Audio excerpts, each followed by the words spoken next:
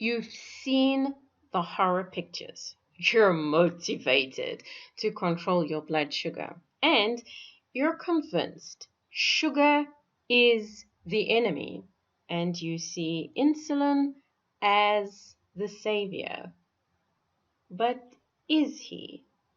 Join us for this episode of Better Body Chemistry TV as we explore why insulin may not be your knight in shining armor. Better Body Chemistry TV is brought to you by Dr. Sandy, a scientist turned gremlin buster, helping you battle sugar gremlins, heifer lumps, and other health horribles through better body chemistry. Remember, small things can make a big difference to your health. The success of bariatric surgery as a treatment for type 2 diabetes is forcing a rethink of the story. Meta-analysis studies show 80% of people with type 2 diabetes that undergo bariatric surgery experience a sustained reversal of type 2 diabetes, and significant weight loss is not a prerequisite. They're fixed within a week of the surgery when very little weight loss has occurred. Researchers from East Carolina University are trying to piece together how bariatric surgery fixes type 2 diabetes.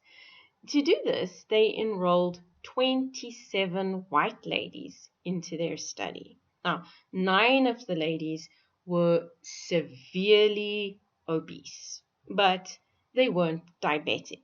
They had an average BMI of 37.4. 9 of the ladies were severely obese and diabetic. They had a BMI on average of 44.8.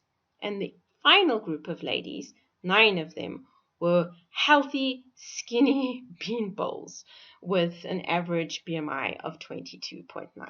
Okay, only the obese ladies underwent bariatric surgery.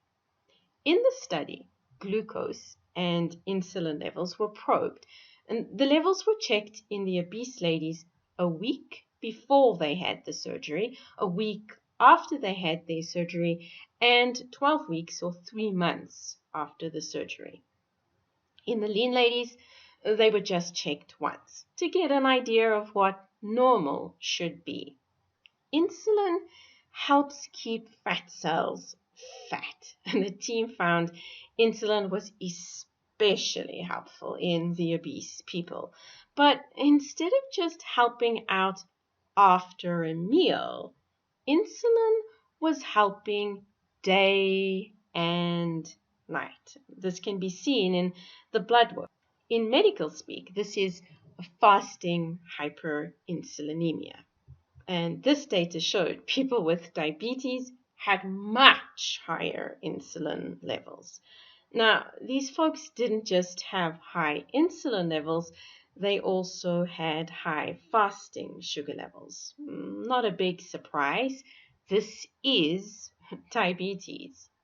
The surprise: 1 week after bariatric surgery, the insulin levels were normal. And they remained normal. Yay! But type 2 diabetes is a sugar issue. So were the sugar levels normal? Kinda.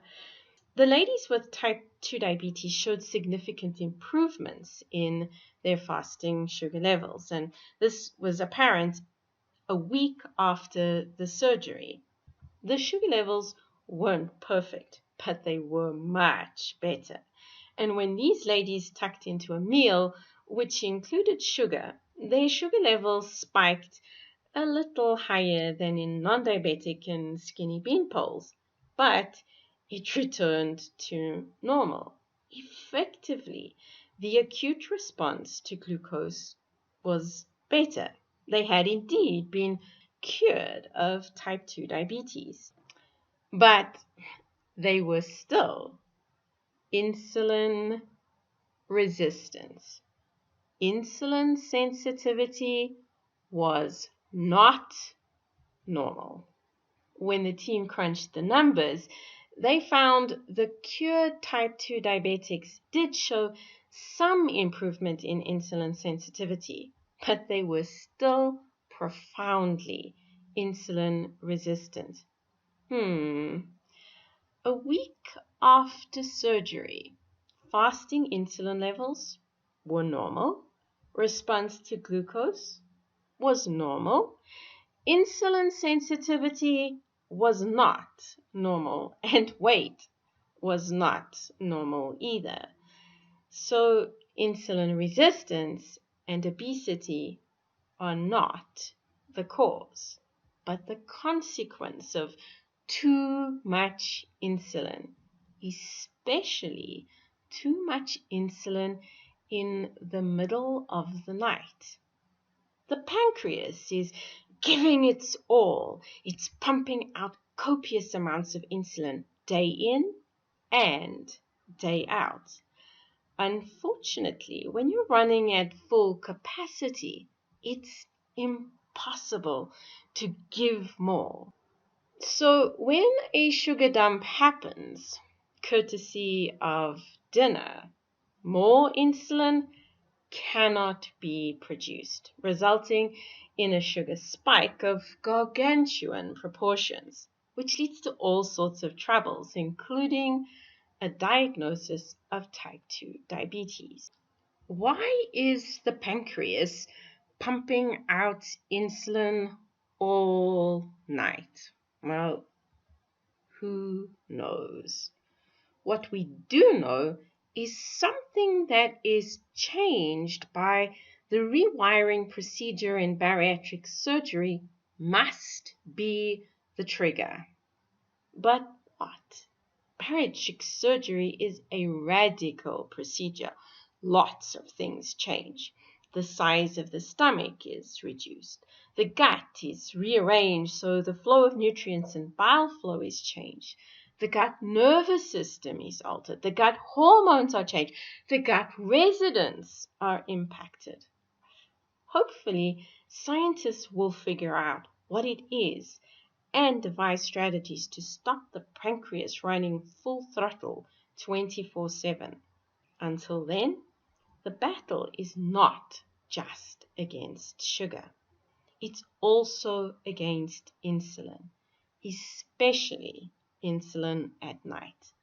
For tips and strategies to help rein in insulin, download our free report and begin the journey today to better body chemistry. Interested in discovering more ways to create better body chemistry? Visit our website at www.betterbodychemistry.com.